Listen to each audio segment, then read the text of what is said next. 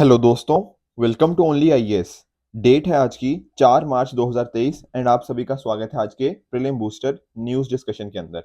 आप यहाँ पर देख सकते हो आज की न्यूज़पेपर। जैसे फॉर एग्जांपल हमने नोटिस किया कि G20 की मीटिंग चल रही है, ठीक है। यहाँ पर आपको क्वाड के मेंबर्स देखने को मिल जाएंगे, बेसिकली इंडिया, ठीक है, यूएस, ऑस्ट्रेलिया एंड जापान। इनके फॉरेन मिनिस्टर्स की ये मीटिंग है, ठीक है, ये आपस में मिल रहे हैं। तो यहाँ पर आप नोटिस कर रहे हो कि G20 के रिगार्डिंग कुछ ना कुछ डेली बेस पे हमें न्यूज़ में आता रहता है। तो बहुत सारी चीज़ें ना इनमें से ऐसी हैं जो हमारे मेंस पर्सपेक्टिव से इंपॉर्टेंट है। जो प्रीलिम पर्सपेक्टिव से इंपॉर्टेंट है वो डेफिनेटली हमने पिछले सेशंस के अंदर अच्छे से कवर कर ली हैं। सिमिलरली आप द हिंदू क्या देख सकते हो, ठीक है। ये एक पर्टिकुलर चीज़ है, कूनो पार्क जो हम डिस्कस किया था कि इनसफिशिएंट हो रहा है चीतास के लिए। ये पहले भी मैंने आपके साथ डिस्कशन ये कर चुका हूँ ऑलरेडी। उसी तरह से, ठीक है, थर्ड जो टेस्ट था उसमें इंडिया हार गया है, तो अभी 2-1 से सीरीज चल रही है। तो ये क्रिकेट के रिगार्डिंग क्वेश्चंस भी मैंने आपके साथ पहले डिस्कस किए हुए हैं। एक छोटा सा अनाउंसमेंट, जैसे लास्ट टाइम मैंने आपको कल भी बताया था, शिवम सर के साथ एक बहुत ही इंसाइटफुल सेशन होने वाला है 5 मार्च 2023 को, टाइम 4 बजे, ठीक है। तो यहाँ पर इस सेशन के अंदर क्या होगा कि कैसा आपका माइंडसेट होना चाहिए, किस तरह की आपकी हैबिट्स हेल्प कर सकती हैं आपको आईएएस बनाने के अंदर, और जो भी आपके डाउट्स होंगे वो आप शिवम सर के साथ डायरेक्टली डिस्कस कर सकते हो। कल गूगल फॉर्म का लिंक थोड़ा लेट अपडेट हुआ था, पर आई एम मेड श्योर कि आज के सेशन के नीचे ही आपको नीचे गूगल फॉर्म का लिंक मिल जाएगा डिस्क्रिप्शन के अंदर। तो मेक श्योर आप उस लिंक पे क्लिक करो और गूगल फॉर्म को फिल करो, ताकि आप ये बहुत इंपॉर्टेंट सेशन को मिस ना करो एंड बिल्कुल आप इसको अच्छे से यूटिलाइज कर पाओ, राइट। चलो, एक छोटी सी मैं आपको वीडियो दे रहा हूँ, ठीक है। इस वीडियो को एक बार देखो, नोटिस करो। अब यहाँ पर इस वीडियो में क्या हुआ, कई बार ना हमारे एग्जाम के अंदर, प्रीलिम्स की बात कर रहा हूँ, भी यही चीज होती है। हमें ना कोई चीज बहुत ही टेम्पटिंग लगती है। कई बार होता है ना, आपने ऑप्शन ए पढ़ा, देखा यार यही आंसर होना चाहिए, पर बाद में देखा कि नीचे डी ऑप्शन शायद ऑल ऑफ द अबव था। या फिर इस तरह से ना कई बार हम बहुत जल्दबाजी में आंसर करने की कोशिश करते हैं। तो जरूरत क्या है, रिस्क असेसमेंट की जरूरत है। हमें देखना पड़ेगा कि ऐसा नहीं कि ऑप्शन ए अच्छा लगा तो कर लिया, आपको पूरा आंसर फिर भी पढ़ने की जरूरत है। तो मेक श्योर आप सभी ऑप्शंस को पढ़ो। मैं आपको और बताता हूँ, जैसे फॉर एग्जांपल कल मैंने आपको ना ये क्वेश्चन डिस्कस किया था किसान क्रेडिट कार्ड स्कीम वाला।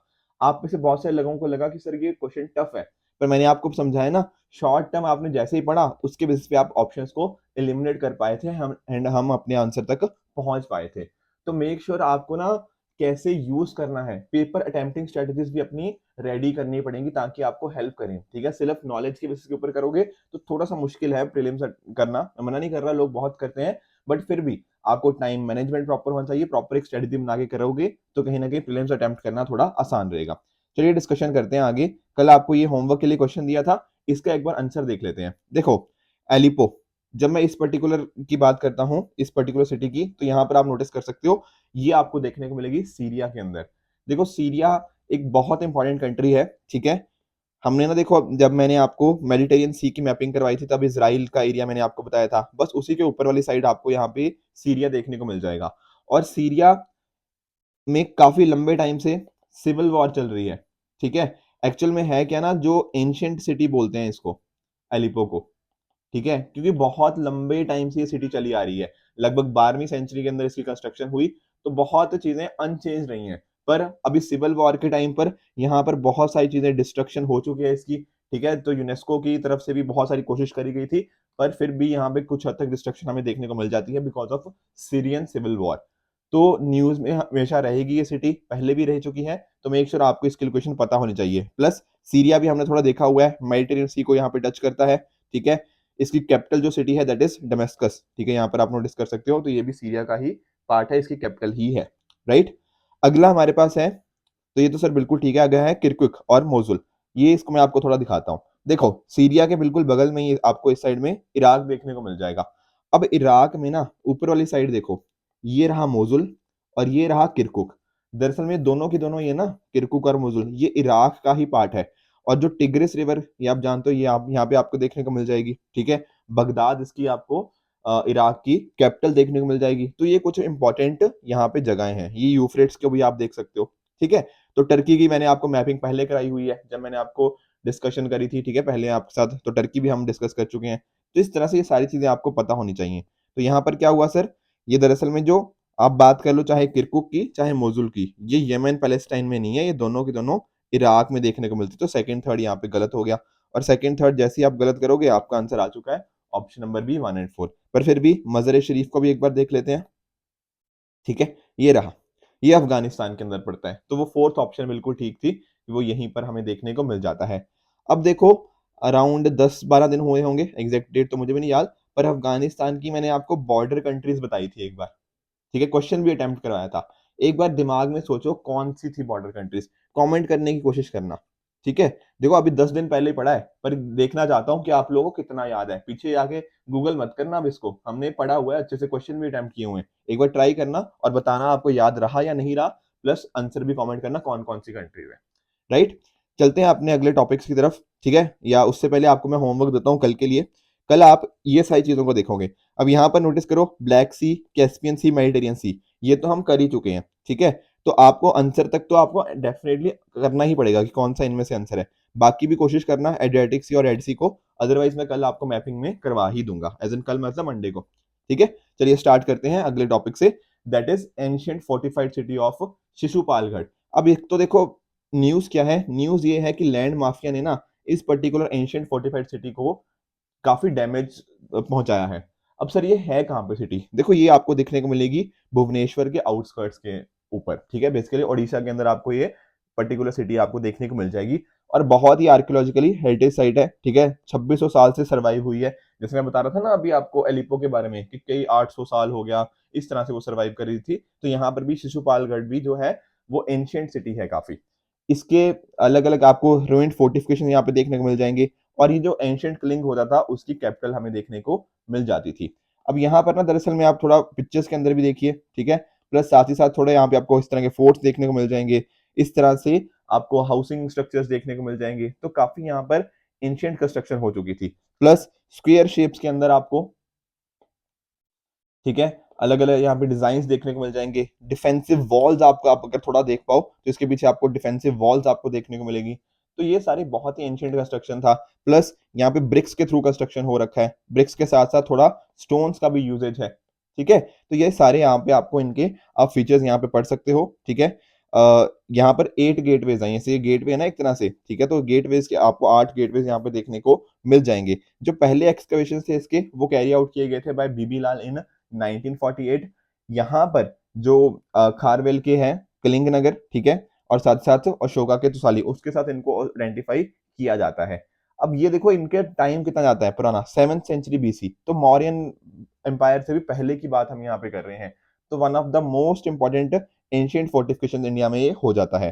पर इश्यूज पता क्या है, इसको अच्छे से हम प्रोटेक्ट नहीं कर पा रहे। डेफिनेटली बहुत सारे बेनिफिट्स हैं, जैसे फॉर एग्जांपल यहाँ पे रेन वाटर हार्वेस्टिंग के भी आपको फीचर्स देखने को मिल जाएंगे। तो काफी अच्छी अच्छी चीजें सीखने को हैं, पर यहाँ पे हम इसकी प्रोटेक्शन उतने अच्छे से नहीं कर पा रहे हैं। कुछ इलीगल हाउसिंग हो चुकी है, प्लस जो अभी लैंड माफिया वाला केस देखने को मिला उसकी वजह से इसका डिस्ट्रक्शन हमें देखने को मिल जाता है। एक मैं क्वेश्चन दे रहा हूँ, 2020 में क्वेश्चन आया है, इसको पढ़ना। ठीक है ना, यहाँ लिखा है whosoever praises his religious sect or blames other sect out of excessive devotion to his own sect with the view of glorifying his own sect he rather injures his own sect very severely। ठीक है, थोड़ा हिंदी में मुझे पता है, जो हिंदी माध्यम के छात्र हैं मुझे थोड़ा समझाने में उनको दिक्कत आएगी, पर कोशिश करना आप इनको समझने की, कोई ज्यादा मुश्किल नहीं है। ठीक है, कि जो अपने सेक्ट को प्रेज करता है ये दूसरे सेक्ट को ब्लेम करता है, अपने सेक्ट के एक्सेसिव डिवोशन की वजह से वो अपने ही सेक्ट को ज्यादा हार्म करता है as compare to the other things. तो ये किसने बोला होगा, किसकी इंस्क्रिप्शंस के ऊपर, अदर आई शुड से किसने अपने इंस्क्रिप्शंस के सब्जेक्ट, इंस्क्रिप्शन के थ्रू अपने सब्जेक्ट्स को एडवाइस किया है। तो ये भी एक तरह का हिंट मैं आपको दे रहा हूँ, ये पर्टिकुलर लाइन ऊपर आपको ना एक अच्छा खासा हिंट दे रही है। कोशिश करना इनको आंसर करने की, फिर कल डिस्कस करेंगे। अगला टॉपिक चलते हैं, अष्टमुड़ी लेक। देखो यहाँ पर ना एक्चुअल में न्यूज क्या है, न्यूज ये है कि एक तरह का ह्यूज चैरियट है। ठीक है, एडुपु कुठियारा, ये हमें देखने को मिला है यहाँ पर अष्टमुड़ी लेक के अंदर, जो कहाँ पर है, कोलम केरला के अंदर। तो दो चीजें, पहली बात तो ये क्या है, एक फ्रेश वाटर लेक है, कहाँ पर है सर, केरला के अंदर। यहाँ पर कलाड रिवर है, वहां से लेक फाइट करी जाती है, जो ओरिजिनेट होती है पॉनमुड़ी हिल्स के अंदर। अब यहाँ पर ना एक टाइप ऑफ फिशरी है, उसके लिए बहुत ही मेजर सेंटर है। प्लस साथ ही साथ आप जानते हो ना रामसर के बारे में, रामसर भी मैंने आपके साथ डिस्कस किया हुआ है। दरअसल में रामसर कन्वेंशन है जो साइन हुई थी ईरान की सिटी रामसर के अंदर। सर कब हुई थी साइन, ये हुई थी 2 फरवरी 1971 को। उस टाइम पर मतलब हमने क्या सोचा है बेसिकली कि वेटलैंड्स एक बहुत ही इंपॉर्टेंट है सभी के लिए। ठीक है, तो वेटलैंड का हम सस्टेनेबल यूज कैसे कर सकते हैं, ताकि उनका कंजर्वेशन भी हो प्लस उनके बेनिफिट्स को भी हम अच्छे से रीप कर पाएं। इसीलिए रामसर कन्वेंशन हमें देखने को मिल जाती है। तो अष्टमुड़ी जो लेक है ना, ये हमें रामसर साइट्स के अंदर देखने को मिल जाती है। अब यहाँ पर इसका बहुत ही अच्छा वेटलैंड इकोसिस्टम है। प्लस यहाँ पर ना, ये आप इसकी लोकेशन देखो, यहाँ पर आपको देखने को मिलेगी अष्टमुड़ी लेक। तो यहाँ पर आपको बैक वाटर्स देखने को मिल जाएंगे, ठीक है। तो केरला के अंदर बहुत सारी जगह है, जैसे अलापुआ है, ठीक है ना। तो वहां पे आपको देखने को मिल जाएगा। इस तरह से इसको गेटवे बोला जाता है किसका, बैक वाटर्स ऑफ केरला का। तो ये बात भी आप ध्यान में रखिएगा। बाकी मैंने बता ही दिया, रामसर के अंदर भी है। अब आपको क्या बताना है कि सर रामसर के अंदर इंडिया की तरफ से कितनी साइट्स हैं रामसर के अंदर। और दूसरा इसके साथ छोटा सा क्वेश्चन लिंक्ड है, दैट इज मॉन्ट्रियल रिकॉर्ड। ये भी बहुत इंपॉर्टेंट है। इसका मीनिंग क्या होता है, पहली बात। और दूसरी बात, इंडिया में से कौन सी साइट्स हैं इंडिया के में से जो इस लिस्ट के अंदर देखने को मिल जाती हैं। तो इन क्वेश्चंस का भी आप मुझे नीचे कमेंट सेक्शन में आंसर करोगे। एक छोटा सा इसका प्रीवियस ईयर क्वेश्चन है, Rio+20 कॉन्फ्रेंस, इजी क्वेश्चन है, ट्राई करना अटेम्प्ट करने की, फिर इसको भी कल डिस्कस कर लेंगे। नेक्स्ट टॉपिक है हमारा बंदीकूट। देखो, जो केरला है ना, पहली स्टेट बनी है जो इस रोबोटिक टेक्नोलॉजी को यूज कर रही है। देखो मैं आपको थोड़ा सा बताता हूँ। जैसे आप यहाँ पे एक पिक्चर देखो।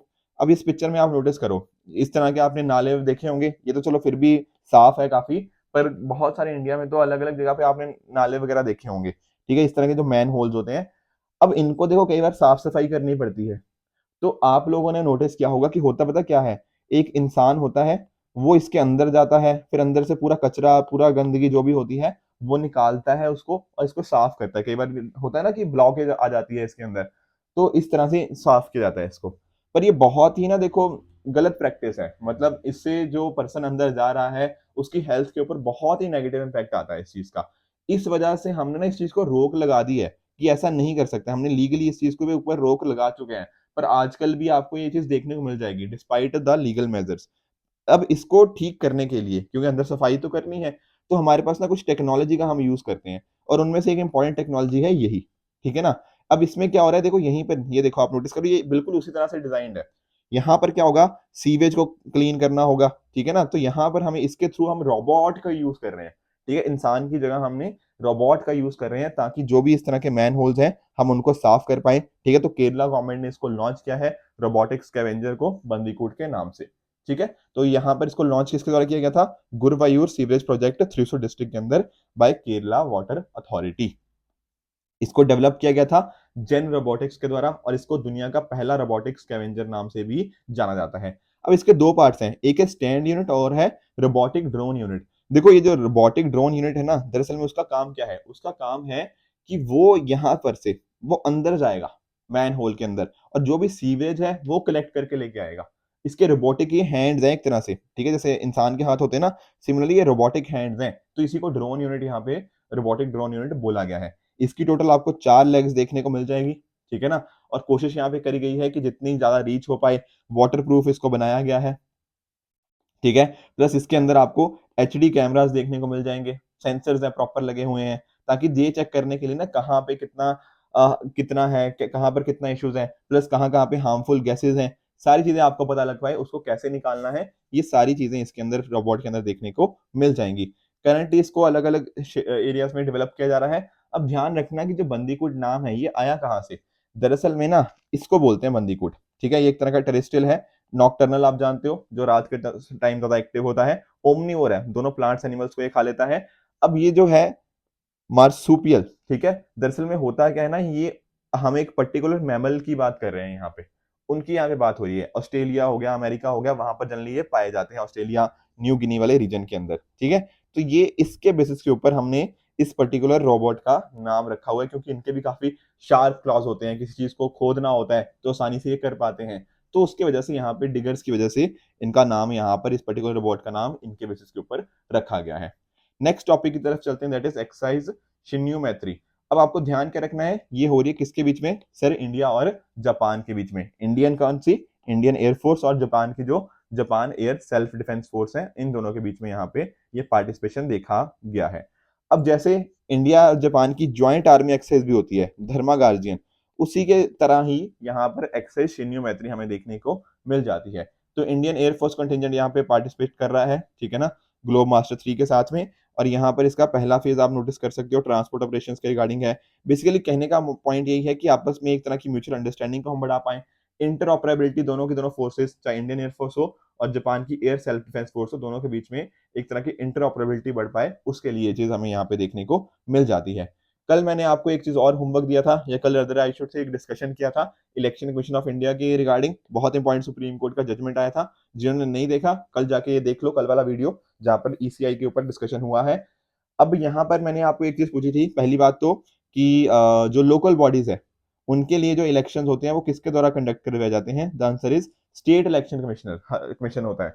हर एक स्टेट का ना अपना अपना इलेक्शन कमीशन होता है, वो रेगुलर इंटरवल के बाद, बेसिकली जो 5 साल का टाइम होता है, तब इलेक्शन करवाता है टू द लोकल बॉडीज। एक मैंने पूछा था साथ में ही, आर्टिकल कौन सा है ईसीआई के साथ लिंक, तो द आंसर इज आर्टिकल 324। आप यहाँ पे नोटिस भी कर सकते हो, ईसीआई की अलग अलग पावर्स हैं, जैसे फॉर एग्जांपल इलेक्टोरल कॉन्स्टिट्यूएंसीज को डिटरमाइन करना, ठीक है ना, इलेक्टोरल रोल्स को, जो नए वोटर्स आए हैं उनको ऐड करना, उनको रिवाइज करना, एक तरह से डेट्स वगैरह अनाउंस करना, ठीक है ना, पॉलिटिकल पार्टीज को रिकॉग्निशन देना, ठीक है, उनको सिंबल्स वगैरह एलोकेट करना, ये सारे इनके काम देखने को मिल जाते हैं। बाद में कई बार ऐसा भी तो हो सकता है कि पार्लियामेंट के जो मेंबर्स हैं उनकी डिस्क्वालिफिकेशन के रिगार्डिंग आपसे एडवाइस मांगी जाए, तो इलेक्शन कमीशन उसके ऊपर एडवाइस देता है। Similarly MCC, model code of conduct, बहुत इंपॉर्टेंट रहता है ये चीज भी। कई बार क्या हो सकता है, देखो गवर्नमेंट के पास ना अपनी खुद की एक मशीनरी होती है, ठीक है ना, या फिर गवर्नमेंट क्या कर सकती है, कोई ऐसी पॉपुलिस्ट पॉलिसी लेकर आ सकती है जिससे अचानक से इलेक्शन का रिजल्ट ही बदल सकता है। तो इस वजह से हमारे पास क्या है, मॉडल कोड ऑफ कंडक्ट, जिसके थ्रू हम क्या कोशिश करते हैं कि गवर्नमेंट अपनी जो अपनी पावर्स हैं उसका मिस यूज ना कर पाए, कुछ तरह की अनफेयर प्रैक्टिस ना हो, इस तरह की पॉलिसीज उस टाइम पे ना आए जो कि वोटर के रिगार्डिंग उसके मन में कुछ संदेह पैदा कर सकते हैं, इस तरह की चीजें यहाँ पे रोक लगा दी जाती है। तो ये मॉडल कोड ऑफ कंडक्ट भी ईसीआई के द्वारा हमें देखने को मिल जाता है, ठीक है। कमीशन का कंपोजिशन मैंने आपको बताया था, करंटली एक चीफ इलेक्शन कमिश्नर है और 2 इलेक्शन कमिश्नर है। दरअसल में ये कितने हो सकते हैं ना, ये प्रेसिडेंट साहब डिटरमिन करते हैं। पहले हमारे पास सिर्फ एक ही हुआ करते थे, फिर बाद में हमने 2 और ऐड किए, थोड़े बहुत चेंजेस मतलब इसमें बार बार किए हैं, पर अभी करंटली क्या है, एक चीफ इलेक्शन कमिश्नर और 2 इलेक्शन कमिश्नर्स, ठीक है। तो करंट सिस्टम क्या था, मतलब बेसिकली सुप्रीम कोर्ट के जजमेंट से पहले जो प्रेसिडेंट साहब थे वो इनको अपॉइंट करते थे on the advice of council of ministers, जिनको हेड कौन करते हैं, प्राइम मिनिस्टर साहब। और कॉन्स्टिट्यूशन में ना कोई भी इनकी क्वालिफिकेशन नहीं दे रखी कि आप इतने होने चाहिए, कुछ भी इस तरह की एकेडमिक क्वालिफिकेशन, कोई भी क्वालिफिकेशन यहाँ पे हमारे कॉन्स्टिट्यूशन के अंदर यहाँ पे नहीं मेंशन कर रखी। टेन्योर कितना होता है इनका, अकॉर्डिंगली आप नोटिस कर सकते हो कि हम जो टेन्योर है वो 6 साल का होता है और up to age of 65 years जो भी पहले होता है, तो ये सारी चीजें देखने को मिलती हैं। पर करंटली ये प्रेसिडेंट साहब के द्वारा डिटरमिन किया जाता है, बट अदरवाइज जनरली ये यही रहता है 65 और अप टू 6 ईयर्स, ठीक है। इनकी पावर्स जो चीफ इलेक्शन कमिश्नर की होती है वो सिमिलर होती है as that of a supreme court जज, और इनका जो डिसीजन लिया जाता है वो लिया जाता है मेजोरिटी के बेसिस के ऊपर। ऐसा नहीं है कि देखो, ऐसा मत समझना कि चीफ इलेक्शन कमिश्नर सुपीरियर है इलेक्शन कमिश्नर्स के, नहीं, ऐसा नहीं है। तीनों के पास सिमिलर पावर्स हैं, जो डिसीजन लिया जाता है वो मेजोरिटी के बेसिस के ऊपर ही दिया जाता है। तो सीईसी के पास सिक्योरिटी ऑफ टेन्योर थी, पर बाकियों के पास मतलब उनको डायरेक्टली रिमूव किया जा सकता था on the advice of chief election commissioner. तो यही हम थोड़ा ना इसके रिगार्डिंग क्वेश्चंस उठते थे, इंडिपेंडेंस के रिगार्डिंग की इम्पार्शियल फंक्शन होनी चाहिए नहीं होनी चाहिए। तो यही सारी चीजें सुप्रीम कोर्ट की रिसेंट जजमेंट ने करने की कोशिश की है, जहां पर जो अब एक बॉडी बनेगी, एक कमेटी बनेगी, जहां प्रधानमंत्री जी होंगे, लीडर ऑफ अपोजिशन लोकसभा के, और चीफ जस्टिस ऑफ इंडिया, ये तीनों मिलकर एक तरह से एडवाइस करेंगे प्रेसिडेंट साहब को कि किसको अगला चीफ इलेक्शन कमिश्नर या फिर इलेक्शन कमिश्नर बनना चाहिए। तो इस तरह से ये सुप्रीम कोर्ट रूलिंग ने इलेक्शन कमीशन की इंडिपेंडेंस को इंप्रूव करने के लिए एक पॉइंट रोल प्ले किया है, राइट। अब ये मैं आपको 5 क्वेश्चन दे रहा हूं, जिनका नीचे आप मुझे कमेंट सेक्शन में आंसर बताओगे कौन सा ठीक है कौन सा गलत है, ठीक है। इसके अलावा एक छोटा सा क्वेश्चन मैंने आपको और दिया था कि 6 प्रिंसिपल यूएन ऑर्गन्स कौन से हैं, तो आप सभी ने बताया है। एक आप जानते हो यूएन जनरल असेंबली हो गया, एक हो गया हमारा यूएन सिक्योरिटी काउंसिल, इसके अलावा हो गया इकोनॉमिक एंड सोशल काउंसिल, ठीक है। इसके अलावा सेक्रेटेरिएट हो गया, एक हमने आईसीजे डिस्कस किया था, right, international court of justice, and last वाला था ट्रस्टीशिप काउंसिल। मैंने आपसे ये भी पूछा था कि कौन अब ऑपरेशनल नहीं है, the answer is trusteeship council, ये अराउंड 1994 के बाद से ऑपरेशनल नहीं है। एक चीज और पूछी थी कि आईसीजे में इंडिया के जज हैं, तो बिल्कुल जस्टिस दलवीर भंडारी जी वो इंडिया के जज हैं। पर जैसा कि मैंने आपको बताया था, एक बार कोई पर्सन वहां पे जज बन गया, वो किसी कंट्री को रिप्रेजेंट नहीं करता, उसकी फंक्शनिंग बिल्कुल इम्पार्शियल होनी चाहिए। तो इस तरह से है वो इंडिया के, पर ऐसा नहीं है कि इंडिया को रिप्रेजेंट कर रहे हैं वहां पे, नहीं, ऐसा नहीं है, ठीक है। तो ये हो गए कल वाले, और कल ये 5 क्वेश्चन दिए थे, इनका मैं क्विकली आपको आंसर बताता हूँ। वेबर फेलोशिप स्कीम, क्या यहाँ पर यही है? The answer is true. देखो थोड़ा सा ना इसको और स्टेटमेंट थोड़ी बेटर हो सकती थी। दरअसल में जो एनआरआईज हो गए, हमारे जो पर्सन ऑफ इंडियन रीजन हो गए, वो वाले रिसर्चर्स जो top 500 QS world university rankings में अंदर काम कर रहे हैं, उस तरह के उनको एलिजिबल होगा इस वेबर फेलोशिप स्कीम के लिए। दूसरा, आईसीजे, क्या इसके हेडक्वार्टर्स न्यूयॉर्क के अंदर देखने को मिलते हैं, यूएसए के अंदर? सर ये फॉल्स है। एक्चुअल में क्या है, जो बाकी के 5 प्रिंसिपल ऑर्गन्स हैं, उनके आपको न्यूयॉर्क के अंदर ही देखने को मिलेंगे, पर आईसीजे एकमात्र ऐसा है जिसके हेडक्वार्टर्स न्यूयॉर्क के अंदर नहीं है। तो कहाँ है सर इसके? द हेग, नीदरलैंड्स के अंदर हमें इसके हेडक्वार्टर्स देखने को मिल जाते हैं। तीसरा, पिंक बॉलवर्म, क्या कॉटन का डिस्ट्रक्टिव पेस्ट है? The answer is yes. Fourth, ICJ जजेस are not eligible for reelection, is it so? Sir the answer is false. Sir false क्यों है? देखो, कोर्ट में ना होते हैं टोटल हमारे 15 जजेस, जो कि अलग अलग कंट्री से आते हैं। इनको कितने सालों के लिए? 9 ईयर्स के लिए इलेक्ट किया जाता है। किसके द्वारा? यूएन जनरल असेंबली और यूएन सिक्योरिटी काउंसिल के द्वारा। अब होता क्या है, यहाँ पर जो जज एक बार इलेक्ट हो गया ना, उनका री इलेक्शन पॉसिबल है, बिल्कुल है, ठीक है ना। और साथ में साथ ये भी ध्यान में रखना कि जो 1/3 जजेस हैं, उनका कंपोजिशन रिन्यू किया जाता है एवरी 3 ईयर्स के बेसिस के ऊपर। टेन्योर कितना है? 9 साल का, पर 1/3 जजेस का रिन्यूअल होता रहता है 3 साल के बाद। तो इस तरह से जजेस का प्रोसेस आईसीजी के अंदर वर्क करता है। पांचवा, वुमेन W20, क्या आसियान का एंगेजमेंट ग्रुप है? The answer is false. देखो ये किसका है? This is an official engagement group under G20, जो फोकस किसके ऊपर करता है? जेंडर इक्विटी के बेसिस के ऊपर, ठीक है। तो ये हो गए कल के क्वेश्चंस के आंसर। इन 5 क्वेश्चंस का आंसर आप मुझे जो कमेंट सेक्शन के अंदर बताओगे, प्लस साथ ही साथ में जो मैंने आपको होमवर्क दिया है वो भी आप अच्छे से करोगे। क्योंकि देखो, जैसे अफगानिस्तान वाला क्वेश्चन होगा, ये बार बार न्यूज में आ गया ना, तो आपका रिवीजन भी यहीं पर ही हो जाएगा। आपको अलग से कोई बहुत ज्यादा टाइम नहीं लगेगा रिवीजन को, क्योंकि बार बार हम उन चीजों को डिस्कस करेंगे, आपको रिवाइज भी यही होता रहेगा, जो कि आपको प्रीलिम्स में बहुत ज्यादा हेल्प करने वाला है। ठीक है फ्रेंड्स, तो आई होप आपको आज का सेशन अच्छे से समझ आया होगा। अगर आपको इस लेक्चर की पीडीएफ चाहिए, आप हमारे Telegram channel only S nothing else पे जाके इसकी पीडीएफ को एक्सेस कर सकते हो और अपने प्रिपरेशन को और भी बेहतर बना सकते हो। राइट फ्रेंड्स, तो this is it for this video. इसी तरह से आप भी अपने एंड पे हार्ड वर्क करते रहिए। Good bye and good luck.